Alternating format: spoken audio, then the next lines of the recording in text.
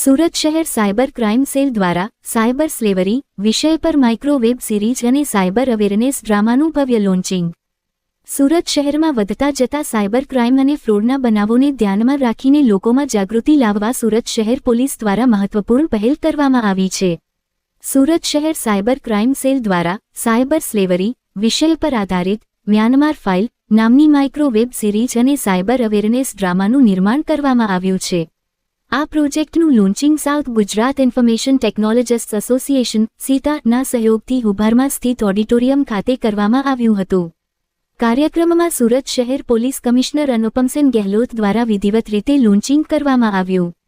માઇક્રોવેબ સિરીઝમાં બતાવવામાં આવ્યું છે કે કેવી રીતે લોકો વિદેશમાં ઊંચા પગારની નોકરીના લાલચમાં એજન્ટો મારફતે જતા હોય છે અને ત્યારબાદ મ્યાનમારમાં સાયબર સ્લેવરીનો ભોગ બની સાયબર ક્રિમિનલ ગેંગ માટે કામ કરવા મજબૂર બને છે।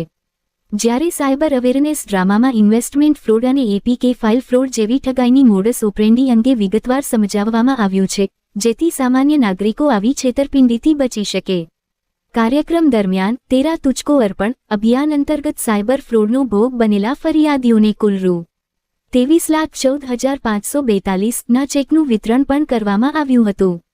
સુરત શહેર પોલીસની આ પહેલથી સાયબર ક્રાઇમ સામે જનજાગૃતિ વધશે અને નાગરિકો વધુ સાવચેત બની શકશે તેવી આશા વ્યક્ત કરવામાં આવી છે।